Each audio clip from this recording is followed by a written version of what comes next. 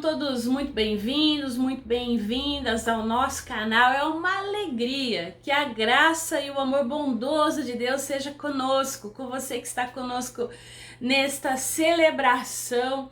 Nós hoje começamos um mês muito especial para nós. A Igreja Presbiteriana Independente de São Carlos completa no próximo dia 10, 5 anos na cidade de São Carlos. Essa nossa congregação, que estamos aí nesse processo de plantação de igreja, nós somos uma parceria entre a primeira Igreja Presbiteriana Independente de São Paulo, a Catedral Evangélica, a IPI de Araraquara e a Secretaria de Evangelização da Igreja Presbiteriana Independente do Brasil. Essa parceria que tem gerado frutos, que tem trazido vidas a Cristo. Nós estamos felizes porque o nosso Deus tem sido extremamente bondoso conosco, tem sido super abundante e nós nos alegramos e convidamos vocês a nos alegrar conosco, a celebrar conosco esses 5 anos. Somente Ele poderia possibilitar que nós realizássemos essa missão de uma forma que tem nos surpreendido muito, apesar dessa pandemia, apesar das adversidades. Deus tem sido generoso conosco. Nós louvamos a Deus pela vida de cada pessoa que participa dessa comunidade, desde os primeiros que chegaram até aqueles que estão conosco, de forma especial o presbítero de Horaci, a diaconisa Maria José, que Deus plantou esse sonho no coração deles e hoje nós estamos juntos aí nessa missão, né? A nossa missão que é ser uma igreja de tradição reformada no coração da cidade, que propaga a salvação em Cristo Jesus como único e suficiente Senhor e Salvador das nossas vidas, fazendo discípulos e amigos e amigas aí de caminhada. Nesse processo de 5 anos, nós temos como visão aí ser um espaço de edificação espiritual para as famílias da cidade de São Carlos e uma plantadora de futuras novas igrejas. Isso é um sonho que Deus tem colocado no nosso coração desde o início. E os nossos valores são simplicidade, acolhimento e amizade. Jesus diz: eu sou o caminho, a verdade e a vida. Ninguém vai ao Pai senão por mim. É com essas palavras que nós iniciamos essa celebração e desejamos que esse momento de culto seja abençoado para você, seja abençoador para todos aqueles também que participaram. Esse mês que nós temos vários convidados especiais na música, trazendo a palavra para nós. Então nós já agradecemos a cada um que tem participado conosco. Nós louvamos e agradecemos a Deus. Eu convido você a orar comigo nessa hora. Senhor Jesus, nós te louvamos. Nós te engrandecemos porque é Senhor e Salvador das nossas vidas. Te louvamos, ó Pai, porque é o Senhor que nos chamou para essa missão na cidade de São Carlos, Senhor.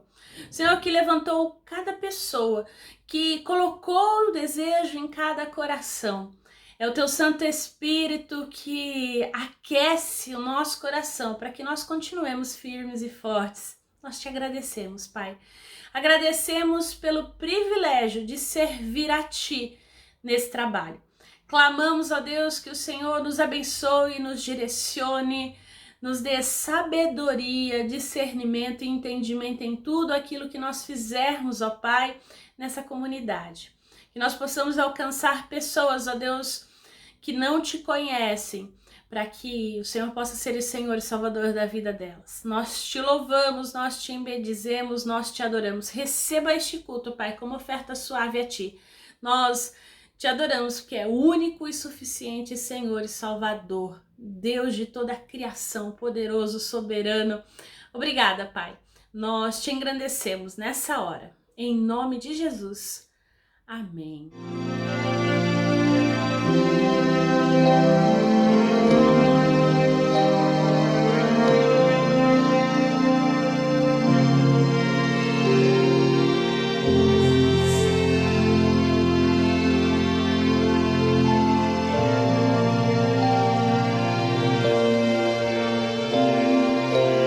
Tu és fiel, Senhor, meu Pai celeste.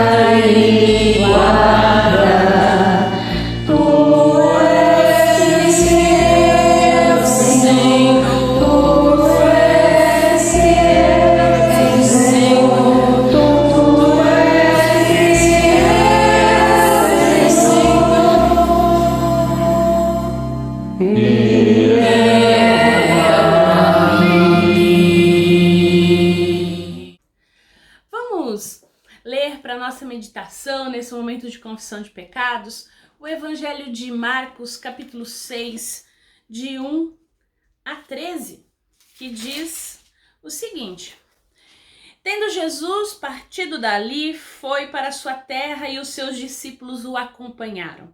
Chegando o sábado, passou a ensinar na sinagoga e muitos ouvindo-o se maravilhavam, dizendo: de onde vem a estas coisas?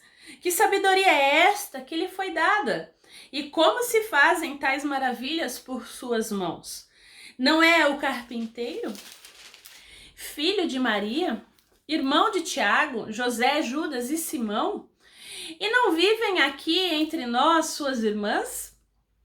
E escandalizavam-se nele. Jesus, porém, lhes disse: Não há profeta sem honra senão na sua terra, entre os seus parentes e na sua casa.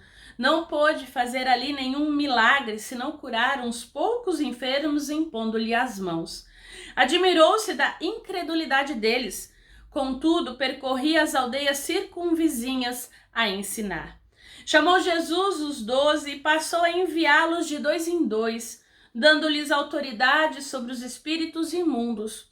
Ordenou-lhes que nada levassem para o caminho, exceto um bordão, nem pão, nem alforge, nem dinheiro, que fossem sapatos de sandálias, e não usassem 2 túnicas. E recomendou-lhes: quando entrares em alguma casa, permanecei aí, até vos retirardes do lugar. Se em algum lugar não vos receberem, nem vos ouvirem, ao sairdes dali, sacude o pó dos pés, em testemunho contra eles. Então, saindo eles, pregavam ao povo que se arrependesse. Expeliam muitos demônios e curavam numerosos enfermos, ungindo-os com óleo. Esse texto de Marcos apresenta para nós 2 partes, a primeira parte de 1 a 6 aí, que fala um pouquinho sobre o conteúdo da volta de Jesus a Nazaré, a sua terra natal. E a segunda parte, então, de 6 a 13, que vai falar um pouquinho sobre a missão dos 12, sobre o envio dos discípulos por Jesus. Falando sobre a segunda parte de forma especial para o nosso contexto, para esse momento de celebração, Jesus vocaciona os seus discípulos a serviço do reino. Ele identifica os enviados de forma integral, dá orientações, o que eles devem levar, o que não devem levar, como devem fazer. Nós vemos aí que discipulado é ação em movimento. A missão está sempre em movimento. A missão é de Deus, a Missio Dei. Nós, obreiros, cumprimos os desígnios do Senhor nessa missão. A missão em São Carlos é do Senhor Jesus. Nós, como obreiros, cumprimos essa missão. E a palavra de Deus coloca pra gente aí uma ordem no meio do caos, no meio da dificuldade.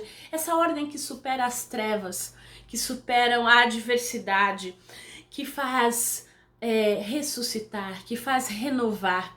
Isso é maravilhoso. Isso é maravilhoso. Isso é um privilégio. Poder, ser aquele e aquela que leva as palavras, que leva o reino dos céus àqueles que nada têm. Então, nesse momento, eu gostaria de convidar você a abaixar sua cabeça, ter um momento de silêncio e pedir perdão ao Senhor por todas as vezes que nós não cumprimos essa missão que Deus nos dá como igreja, pelas vezes que nós nos omitimos e nós pecamos em relação a isso. Ó Deus, a Ti nós recorremos nessa hora de culto, Te pedimos, ó Deus, dispõe-nos a ouvir a Tua boa nova. Apresentamos nossas fraquezas, confessamos os nossos pecados, as nossas limitações, ó Deus, no cumprimento da missão que designaste a cada um de nós, Senhor. Há fardos, há preocupações, Senhor, que nos sobrecarregam e que nos cansam, Senhor. Nossa busca arrogante e egoísta por autonomia cria barreiras. Nós colocamos obstáculos, ó Deus, e esses obstáculos impedem não só do cumprimento da missão, mas que amemos uns aos outros, Senhor. Que nos empenhemos, Pai, pela busca da comunhão visível do Teu corpo e que sejamos instrumentos da unidade dos povos, que nós sejamos realmente aqueles e aquelas que professam Jesus através de palavras, mas também através dos atos, ó Deus. Confessamos a Ti nessa hora o desprezo que muitas vezes acabamos tendo em relação ao evangelho em si. Muitas vezes colocamos ideologias, colocamos, ó Deus, política, colocamos, ó Deus, nossos achismos em primeiro lugar. Nós te pedimos perdão pela nossa idolatria, Senhor. Pedimos, ó Pai, que o Senhor renove o nosso coração nessa hora, que nós possamos ter o foco em Cristo Jesus, que traz cura e libertação para cada pessoa, Senhor. Abre os nossos corações e torna as nossas mentes sensíveis à Tua palavra nesse momento. Nós pedimos em nome de Jesus. Amém. Amém, amém. O apóstolo João, na sua primeira carta, ele escreve: porém, se vivemos na luz como Deus está na luz, então estamos unidos uns com os outros. E o sangue de Jesus, o seu Filho, nos limpa de todo pecado. Isso é maravilhoso. E ele continua: se confessarmos os nossos pecados, ele cumprirá a sua promessa e fará o que é correto. Ele perdoará os nossos pecados e nos limpará de toda a maldade. E é dessa forma, como nós pedimos perdão, nós somos renovados, restaurados, limpos, amparados nessa palavra. Nós louvamos e nós bendizemos ao Senhor com cânticos nessa hora, porque o nosso Deus nos salvou, nos limpou, nos justificou e permite que a gente possa realmente ser missionário, ser missionária onde nós estivermos. É importante aqui afirmar, porque às vezes a gente pensa que é só aquele que está lá na frente do trabalho, como pastor ou pastora, que é missionário, mas não, todos nós, no nosso ambiente de trabalho, na nossa família, nós somos chamados para a missão do Senhor. E é porque Cristo Jesus completou a sua obra na cruz e ressuscitou que nós podemos fazer isso. Então eu convido você a louvar, a bendizer ao Senhor conosco nesse momento, a celebrar com cânticos de gratidão, de louvor ao nosso Deus nessa hora.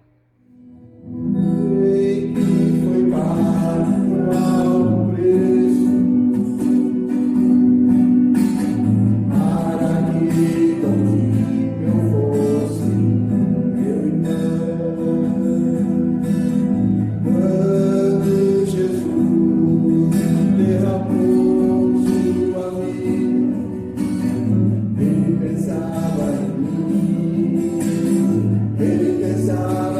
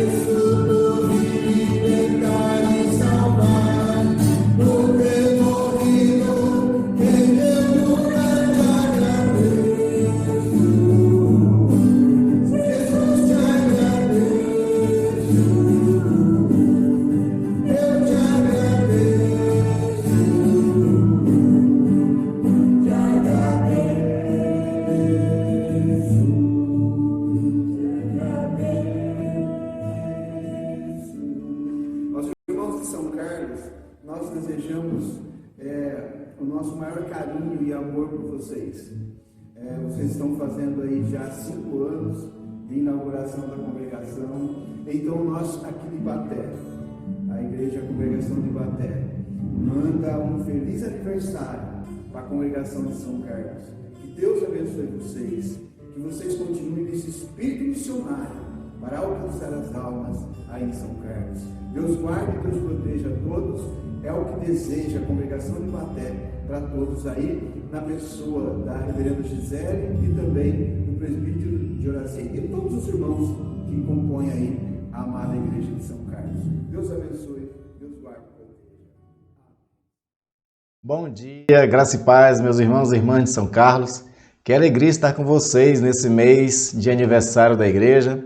O bom seria se estivéssemos todos juntos no templo, comemorando os 5 anos da nossa amada congregação, da nossa amada igreja aí em São Carlos. É um lugar que eu tenho um carinho muito grande e também tenho muita fé nesse projeto. Eu tenho certeza de que esse projeto vai ser cada vez mais consolidado por Deus. Deus vai fazer abundar o trabalho. Logo vocês vão poder ser uma igreja organizada, autônoma. Deus tem com certeza muita coisa para fazer em São Carlos através da Igreja Presbiteriana Independente de São Carlos e através da vida de vocês. A igreja é cada um dos membros. A igreja não é o templo, a igreja não é o espaço físico, a igreja são pessoas. E é pessoas que Deus quer abençoar e também abençoar a cidade através de pessoas, através de vocês. Eu estava meditando no que eu poderia dizer para uma pequena igreja de 5 anos que, se a gente for pegar essa questão de faixa etária de pessoas, é uma criança ainda. Não é um bebê, mas é uma criança, tem muito para crescer, tem muito ainda para experimentar das coisas de Deus. E o que eu poderia dizer para essa igreja que tem 5 anos e que tem um futuro promissor? Porque eu acredito muito realmente no trabalho de São Carlos. Então Deus trouxe ao meu coração a história de Gideão. E a história de Gideão tem algumas lições para nós que podemos aplicar para a congregação, para a vida da igreja, para os membros se sentirem cada vez mais animados e fortalecidos para estar cada vez mais envolvido com esse projeto aí e ser um grande colaborador na missão que Deus está fazendo através da IPI aí em São Carlos. Então quero ler um texto de Juízes, capítulo 6, são 3 capítulos que falam da história de Gideão, mas nós vamos abordar somente alguns versículos e trazer para nós essas lições que Deus quer nos passar através da vida de Gideão para aplicar nas nossas vidas ministeriais e da igreja. Então, Juízes capítulo 6, a partir do versículo 11, diz o seguinte: Então o anjo do Senhor veio e sentou-se debaixo do carvalho que estava em Ofra, que pertence a Joás, da família de Abiezer. Gideão, filho de Joás, estava malhando trigo no lagar para o pôr a salvo dos midianitas. Então o anjo do Senhor lhe apareceu e lhe disse: O Senhor está com você, homem valente. Gideão respondeu: Ah, meu Senhor, se o Senhor Deus está conosco, por que nos aconteceu tudo isso? E onde estão todas as suas maravilhas que os nossos pais contaram? Eles disseram: O Senhor nos tirou do Egito. Porém, agora, Senhor, nos abandonou e nos entregou na mão dos midianitas. Então o Senhor se virou para Gideão e disse: Vá nessa força que você tem, livre Israel das mãos dos midianitas. Não é verdade que eu estou enviando você? Gideão respondeu: Ah, meu Senhor, como livrarei Israel? Eis que a minha família é a mais pobre em Manassés, e eu sou o menor na casa de meu pai. Mas o Senhor disse: Já que eu estou ao seu lado, você derrotará os midianitas como se fossem um só homem. Gideão respondeu: Se de fato encontrei favor aos teus olhos, dá-me um sinal de que és tu, Senhor, que estás falando comigo. Peço que não te afastes daqui até que eu volte, traga a minha oferta e a coloque diante de ti. Depois acontece aqueles testes todos que nós sabemos, que Gideão testar para saber se era verdadeiramente Deus e se era Deus realmente que queria enviá-lo. Mas vamos fazer uma oração inicial e pedir que Deus fale conosco através da sua palavra. Pai amado e querido, te louvo e agradeço, Deus, pela bondade que tu tens, Senhor, para com a nossa querida igreja de São Carlos. São 5 anos, ó Deus, de uma pequena semente. Hoje já é uma congregação consolidada, com membros, homens e mulheres que tu levantou, Senhor, para fazer a missão naquele lugar. E eu te peço, Deus, que tu fale conosco, fale com os nossos irmãos, trazendo ânimo e direção para que eles continuem, ó Deus, engajados na tua missão naquele lugar e abençoe vidas ali. É em nome de Jesus que nós pedimos, ó Deus, que a voz do Senhor se faça ouvir aos nossos ouvidos espirituais. Amém, amém. Uma das coisas que nós precisamos compreender primeiro nesse texto é que nesse período específico da história de Gideão, Israel estava subjugada pelos midianitas. Os midianitas, eles eram irmãos distantes do povo de Israel, pois ele nasceu também de Abraão, os midianitas, através de uma das mulheres que mais tarde Abraão acaba se casando com outras mulheres, né? Tem outros filhos, e aí vai ter Midian e essa nação que vai se tornar uma inimiga, mas uma inimiga se tornou por conta que, na época que Israel estava no Egito, quando ele passa por Midian, ele mata algumas pessoas do povo de Israel, mata algumas pessoas de Midian, e agora o povo de Midian, como é uma grande nação, e como eles têm força militar, eles estão subjugando o povo de Israel, e mesmo como uma forma até de também Deus estar julgando o próprio Israel, porque Israel estava vivendo de forma completamente errada e distante do Senhor. O capítulo 6 de Juízes vai falar sobre isso, que os filhos de Israel fizeram o que era mal aos olhos do Senhor, por isso o Senhor os entregou nas mãos dos midianitas durante 7 anos. Então é nesse período de 7 anos que Deus colocou Israel debaixo do jugo dos midianitas que surge a figura de Gideão. Os 7 anos já estavam finalizando, então Deus precisava levantar alguém para poder livrar o seu povo da mão dessas pessoas. E Deus ele sempre levanta homens e mulheres para libertar o seu povo, para poder fazer a sua vontade, para conduzir o povo à sua vontade. E eu falo homens e mulheres, como toda a igreja é formada de homens e mulheres, Deus também sempre levanta homens e mulheres. No próprio livro de Juízes nós temos Débora também, que foi levantada por Deus, foi uma juíza, foi uma grande líder, também liderou Israel em batalhas e pela graça e poder de Deus também venceu os inimigos. No momento agora da nossa passagem, é Gideão essa pessoa que Deus resolve levantar.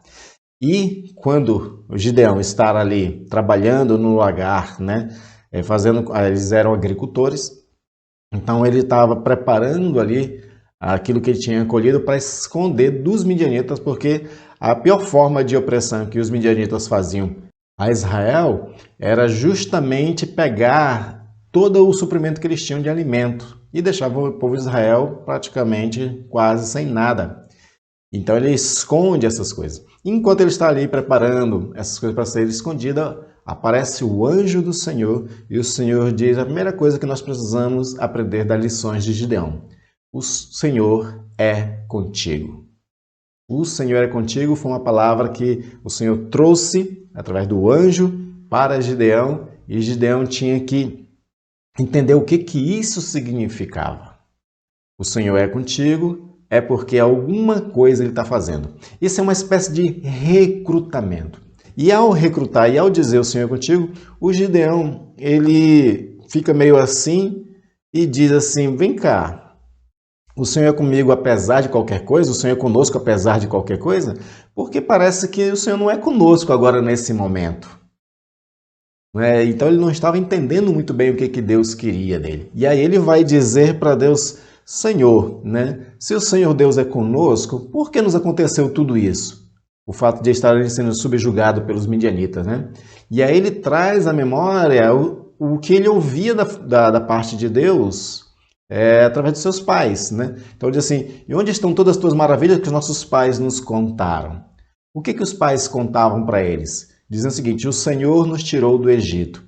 A expressão o Senhor nos tirou do Egito sempre vinha ligada àquela outra expressão com braço forte e mão estendida, nessa questão de que foi com poder, de forma extraordinária, milagrosa, que Deus tira o povo do Egito. E que de fato foi. Nós conhecemos muito bem a história de que Deus, quando queria libertar o povo de Israel do Egito, derramou as 10 pragas sobre os egípcios para ali mostrar o seu poder, tira Israel do Egito, também de forma milagrosa faz eles atravessarem o Mar Vermelho, vencem vários inimigos durante 40 anos no deserto.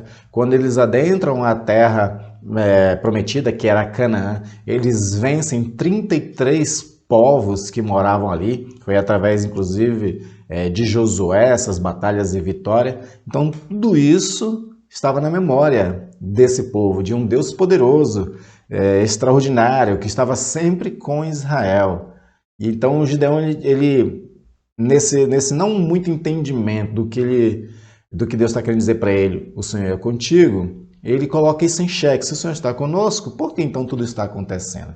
Ele não estava entendendo que Deus estava recrutando ele. O anjo vai dizer ainda no versículo 14, vai na tua força e livra o povo de Israel. É interessante que o anjo ele faz uma referência, o Senhor mesmo está fazendo uma referência à própria fala de Gideão no seguinte, quando ele diz assim, nossos pais disseram que tu nos tirou da terra do Egito, nos libertou do Egito. Aí o Senhor diz para Gideão, vai nessa tua força e liberta também agora o povo da mão dos midianitas. A mesma coisa que Deus estava fazendo com Moisés. Moisés também se considerava uma pessoa incapaz, uma pessoa fraca, impotente, e o Senhor diz assim, o que tu tem na tua mão? Aí ele tinha um cajado, então com esse cajado tu vai libertar Israel. E aí agora o Senhor está dizendo para Gideão, vai na tua força. E aí nós vamos entender um pouco sobre essa questão da força um pouquinho mais para frente. Mas é interessante esse recrutamento. E essa questão de o Senhor já começar a dizer para ele o seguinte, olha, você não é rei, você não é um soldado militar, não tem muitas capacidades de guerra nem nada, mas é você que eu estou recrutando. E vai na tua força. Vai nisso que você pode, porque o resto é comigo. É isso que o Senhor está querendo dizer. Então, mesmo sendo de pequena força e de um status social menor na sociedade, é ele a quem Deus estava escolhendo. Paulo vai dizer que Deus ele escolhe as coisas fracas do mundo para envergonhar as fortes, as coisas que não são para envergonhar as que são, pelo menos as que se acham que são.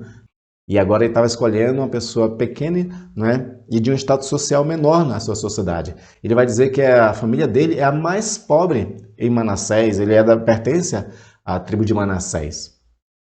E ele vai dizer que na casa do pai dele ainda é o menor, ou seja, ele está colocando que as suas condições realmente não é da mais favoráveis, mas é diante dessas condições que Deus está dizendo para ele, vai na tua força.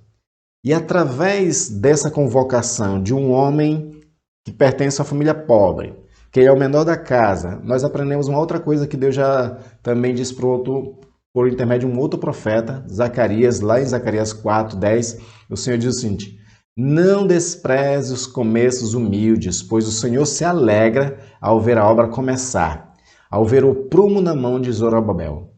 Nós aprendemos aqui que Deus, ele não quer que nós desprezemos os começos humildes, os pequenos começos.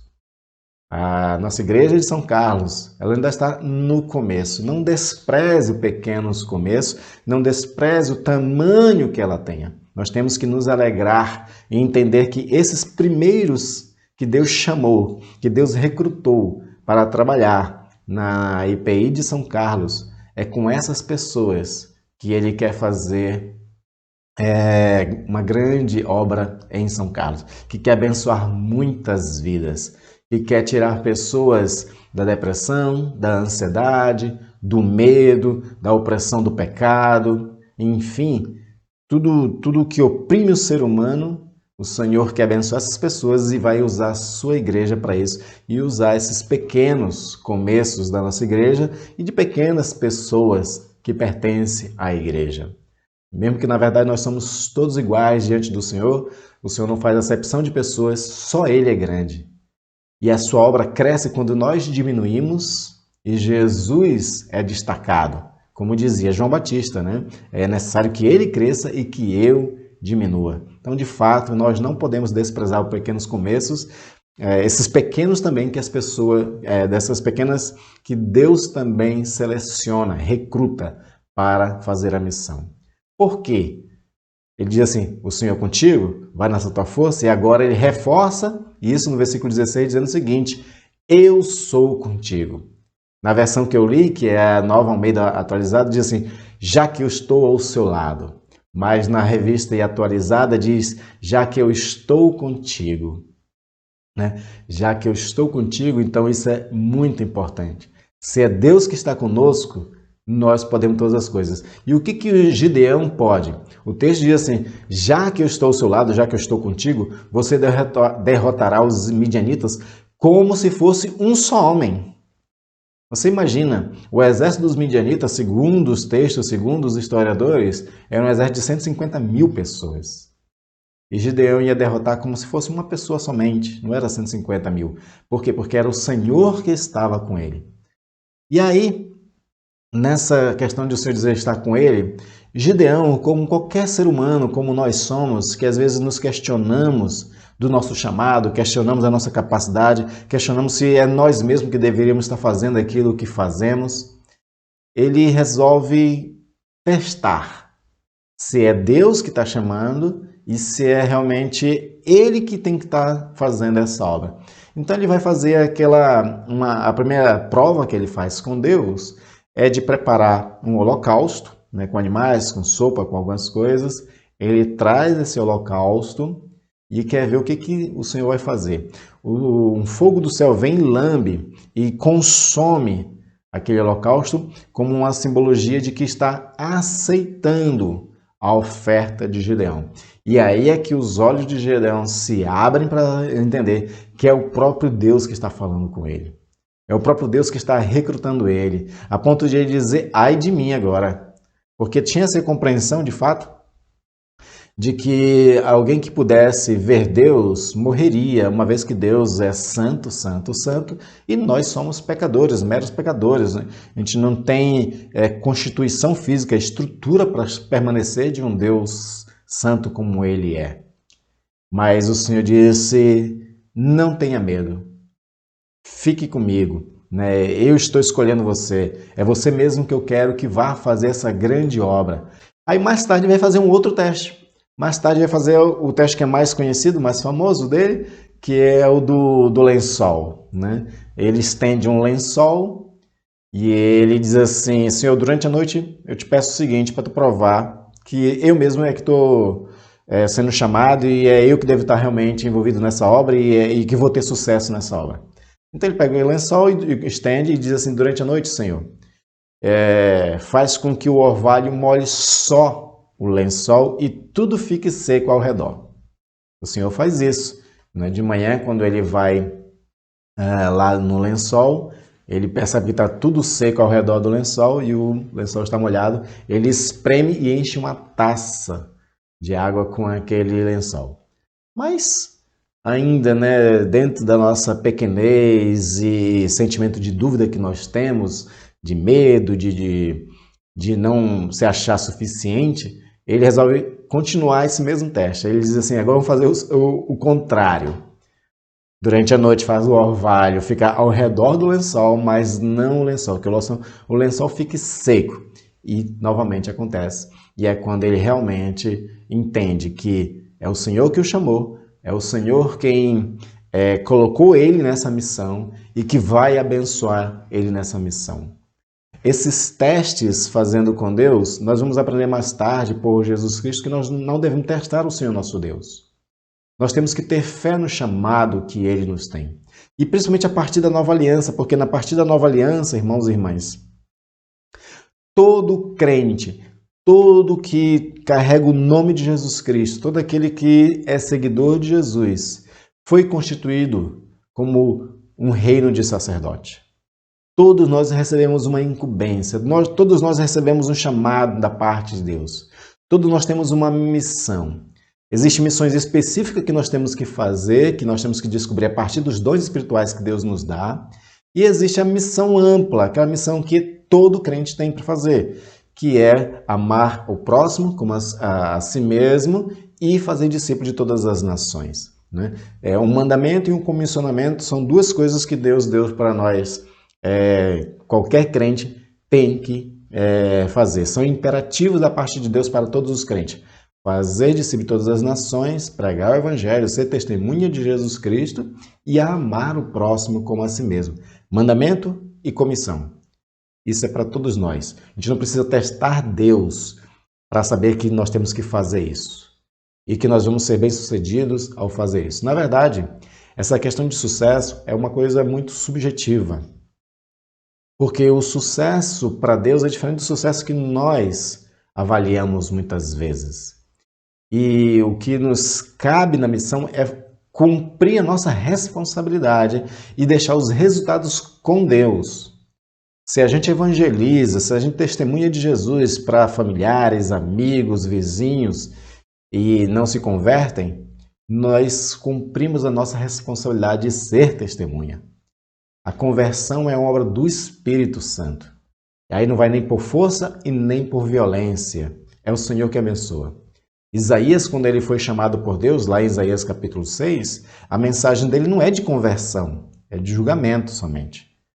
O sucesso do ministério de Isaías é ele fazer o que Deus está mandando, não que as pessoas se convertam ou qualquer coisa desse tipo assim.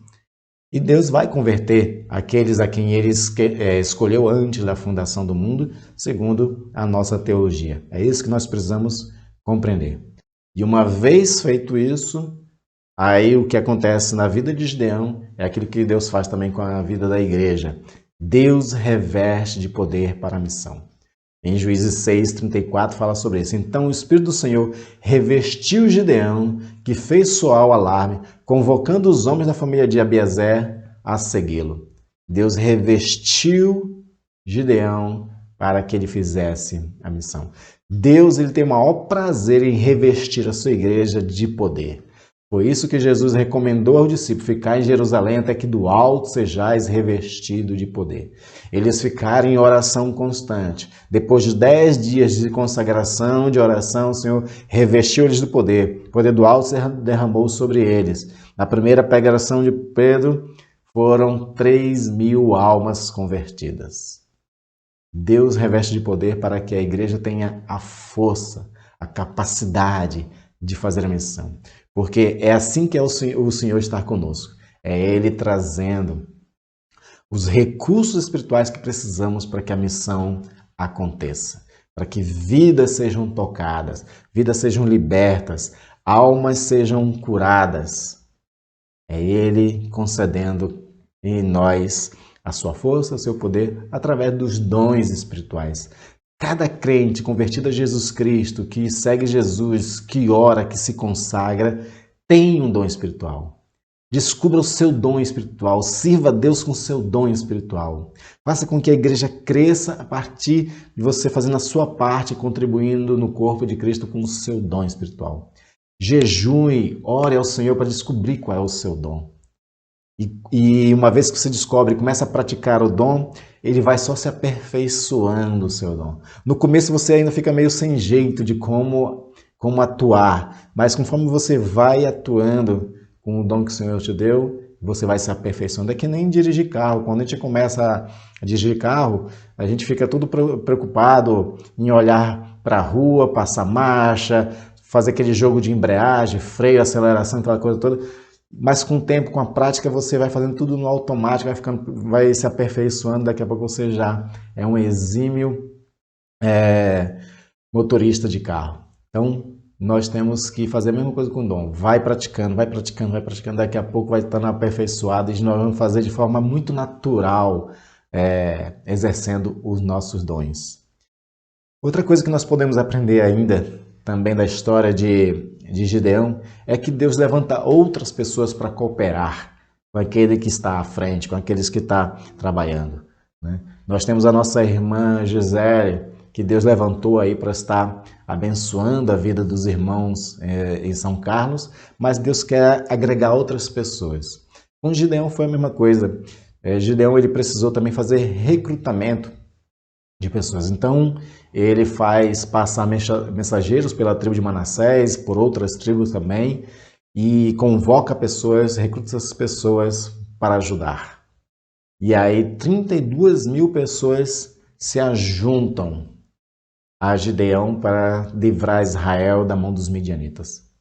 Só que uma coisa que nós precisamos também aprender dentro dessa lição de Gideão é que Deus ele não empresta sua glória para ninguém. Então esses 32 mil, eles iam dizer, foi nós mesmos que conseguimos essa vitória, né? Foi a minha própria mão que me livrou, como diz em Juízes 7, versículo 2. Então, para que o próprio povo de Israel não se gloriasse e achasse que foi eles que livrou e não foi Deus, aí o Senhor diz para Gideão o seguinte, olha, diz para o povo o seguinte, quem tiver com medo, quem tiver amedrontado, que possa voltar para sua casa. Aí voltou para casa 22 mil pessoas. Pessoas com medo, pessoas amedrontadas, pessoas, né, que não tinham coragem para realmente entrar nessa batalha. Ficou só 10 mil. Só que o Senhor ainda diz assim, ainda é muito. E aí nós aprendemos outra lição nisso, é que Deus é quem seleciona as pessoas que vai contribuir, as pessoas que vão ser usadas, as pessoas que vão se levantar. É Deus que levanta essas pessoas. Por isso que é importante o líder orar, pedindo os trabalhadores para a seara, porque esses trabalhadores, ainda que a gente convoque, é Deus mesmo quem dá essas pessoas, é Deus mesmo quem levanta essas pessoas. As nossas igrejas, às vezes a gente tem deficiência nelas, no sentido que falta recursos materiais, recursos humanos, a gente não tem grupo de louvor, não tem pessoas capacitadas para agora, né, com essa necessidade que nós temos da pandemia, de pessoas envolvidas com redes sociais, que não têm habilidade com tecnologia. Então a gente fica carente dessas pessoas. Nós, em vez de estar recrutando à torta e à direita, nós temos que orar ao Senhor e Ele é quem vai trazer essas pessoas. Então o Senhor faz um teste para Gideão, mais um teste dizendo o seguinte, leva o pessoal para beber água. Aquelas pessoas que beberem água como se fosse um cachorro, né, assim, lambendo a água, separa para um canto. E aí ele foi lá, fez isso, ficou 9.700 pessoas de um lado, que eram pessoas que beberam a água no riacho lá como um cachorro, e 300 que pegavam água com a mão e levavam à boca. E o Senhor disse assim, é com esses 300 que você vai lutar e vai vencer o povo de Israel.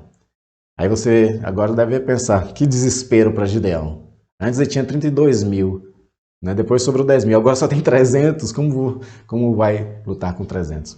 O problema é que 300 sem Deus, sim, é uma desvantagem, mas 300 com Deus é superioridade.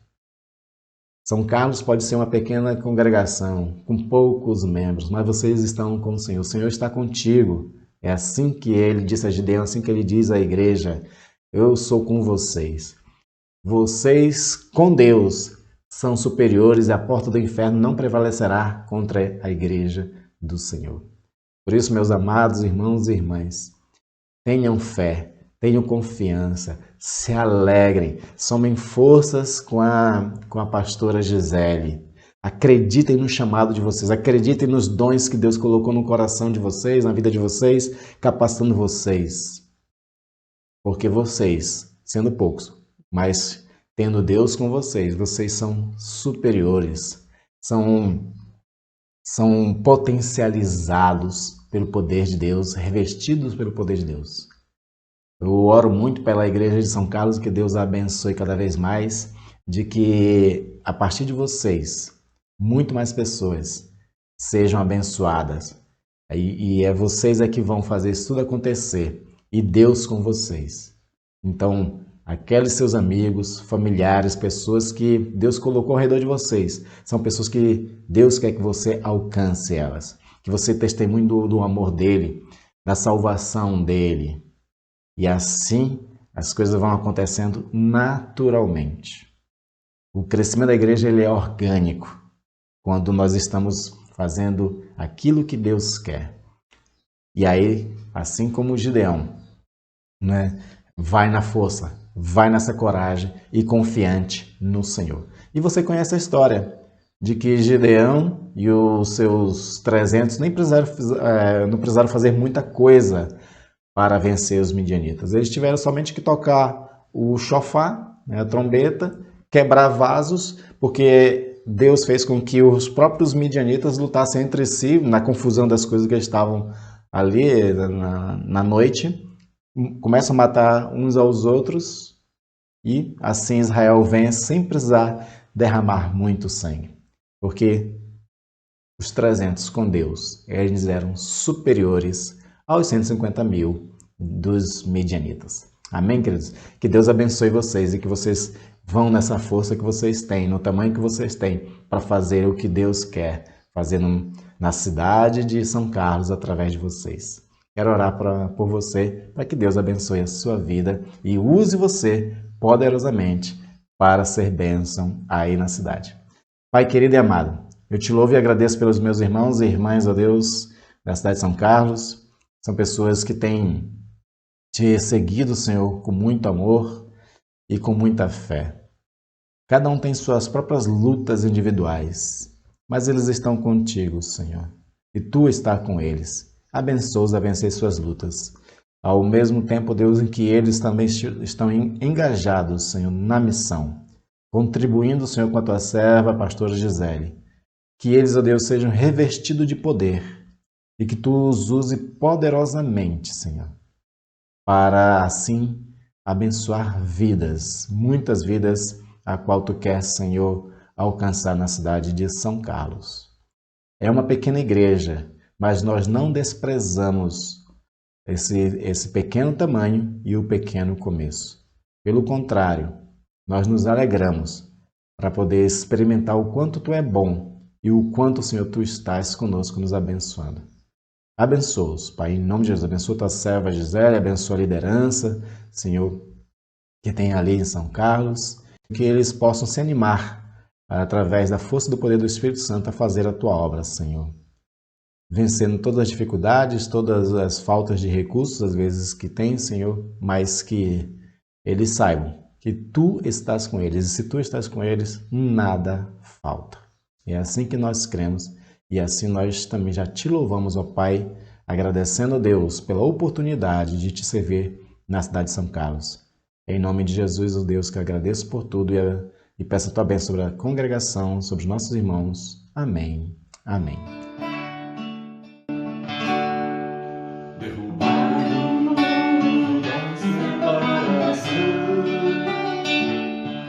Finalmente o povo abraça o povo irmão.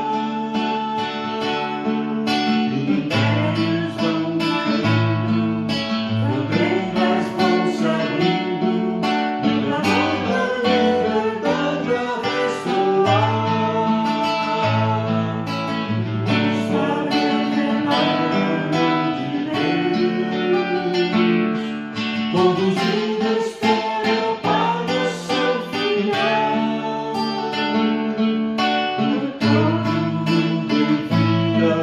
Os seus embaixadores na bandeira do Evangelho anunciar. Seja minha vida a tinta de escrever uma nova página na história das nações. Paz e paz, de esperança e luz, onde os povos sejam salvos por Jesus. Seja minha vida a tinta de escrever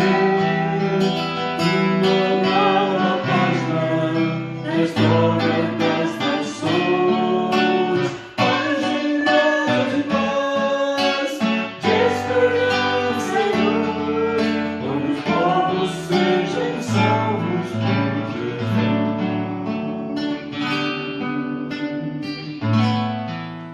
Vamos orar após a meditação, aquilo que o Senhor nos trouxe. Eu convido você a orar comigo. Deus, tu nos chamas para colaborar na tua missão. Os sinais de cura, de transformação e vida nova precedem a ti, Senhor. Fortalece-nos na vocação. Tu és aquele que afirma: discípulos e discípulas são sal da luz e luz do mundo. Obrigada, Pai, porque continuas chamando pessoas para dar testemunhos dessa novidade de vida, de esperança, de inauguração do reino por Jesus Cristo. Ensina-nos, Deus, a olhar o mundo com os teus olhos. Rogamos pelas pessoas que sofrem, Senhor, todo tipo de violência. Rogamos pelas pessoas, ó Deus, que sofrem algum tipo de injustiça, de mal. E também intercedemos nessa hora, Deus, pelos doentes, Pai. Clamamos a Ti pelo Rodrigo, filho do Pô e da Yolanda, Senhor. Clamamos a Ti pelos idosos da nossa igreja. Seja, Pai, com a dona Laurinha, com a dona Heloína, com o seu Pedro. Fortalece a saúde deles, ó Deus. Clamamos também pelo reverendo, Senhor Deus, Ricardo Bento, que está internado ainda. Entra com cura e com restauração, Senhor. Nós te agradecemos também pela alta do reverendo Aguinaldo e pedimos, ó Deus, o consolo nesse momento também para a família do presbítero de Horaci, que perdeu o irmão. Sustenta, ó Deus, fortalece os teus servos, Pai. Clamamos também, Senhor, pela vida, pela saúde, pelo ministério dos nossos pastores. Abençoa o reverendo José Andrés, que nos trouxe a palavra. Abençoa, Deus, o reverendo Valdinei, da Catedral Evangélica, e também clamamos pela minha vida, Senhor. Sustenta, fortalece e dá direção, Senhor. Nós te louvamos e pedimos, Pai, que o teu bom e santo Espírito nos torne instrumentos a serviço da esperança, que permita, Deus, renovar, levar consolo, buscar paz. Resgata, Deus, através de nós, através de cada um, de cada membro da tua igreja, Senhor Deus, quem se encontra, ó Pai, em aflição, em dificuldade, em solidão, em desespero. Que jamais nos falte o Evangelho. Que realmente nós possamos ser aqueles e aquelas, ó Deus, que no momento oportuno possam dar testemunho da fé que nós professamos. Pai, que a tua presença seja uma marca constante na nossa vida. Dá-nos força, coragem, Senhor Deus, para ir em frente. Nós intercedemos em favor de cada líder, ó Deus. Te intercedemos em favor da nossa nação, Senhor Deus, por vereadores, prefeito, governador, Senhor Deus, deputados, pelo presidente, ó Deus. Ser misericordioso conosco, nós clamamos, ó Deus. Concede que estes servos, ó Deus, olhem para o povo e ajam com justiça. Te pedimos, ó Deus, por cada irmão, por cada irmã da tua igreja, Senhor Deus, nos dê sabedoria, lucidez e disposição para o serviço do teu reino. Que nós possamos sempre ser motivados pela justiça e pela verdade. Nós oramos, Pai. E aquilo que tudo mais, né, que está na nossa mente, no nosso coração, que aqui não verbalizamos, queremos agora colocar nas mãos de Deus juntos, unânimes, ó Deus, em uma voz, com a oração que o teu Filho nos ensinou, dizendo: Pai nosso que estais nos céus, santificado seja o seu nome, venha o teu reino, seja feita a tua vontade, assim na terra como no céu. O pão nosso de cada dia nos dai hoje, perdoa as nossas dívidas, assim como nós perdoamos os nossos devedores, e não nos deixes cair em tentação, mas livra-nos do mal, pois teu é o reino, o poder e a glória para sempre. Amém. Que o Senhor, Deus Todo-Poderoso, esteja à sua frente, guiando os seus passos por onde você estiver. Que Ele esteja atrás de ti, te protegendo de todo o mal. Que Ele te cerque por todos os lados, à tua direita e à tua esquerda, te sustentando e amparando na caminhada. Em nome do Pai, do Filho e do Espírito Santo. Amém. A vocês eu desejo uma boa e abençoada semana. Obrigado por cada um, por cada uma que esteve conosco nessa celebração. Que você possa levar um pouquinho aqui do que você aprendeu, que Deus abençoe você onde estiver, no cumprimento da missão dele. E eu convido você a estar conosco no próximo domingo às 10 horas. Também teremos várias participações especiais e será uma alegria ter você conosco, celebrando conosco, orando por nós. Peço isso encarecidamente. Ore pelo nosso trabalho, para que Deus multiplique, para que Deus nos dê sabedoria, estratégia daquilo que nós temos a fazer. Durante todo esse mês nós vamos ter aí várias celebrações e no dia 1º de agosto nós temos aí a expectativa do retorno presencial E nesse retorno presencial nós teremos a celebração da Ceia do Senhor. Então você que nos acompanha, que talvez tenha esperado hoje, nós já avisamos os domingos passados, mas é bom lembrar. Então no dia 1º de agosto nós teremos a celebração da Ceia do Senhor. Aqueles que puderem estar na celebração presencial, ok? E quem não puder, arrume em casa, deixe arrumadinho o seu pão, o seu vinho para poder celebrar conosco. Deus abençoe, muito obrigado por estar conosco.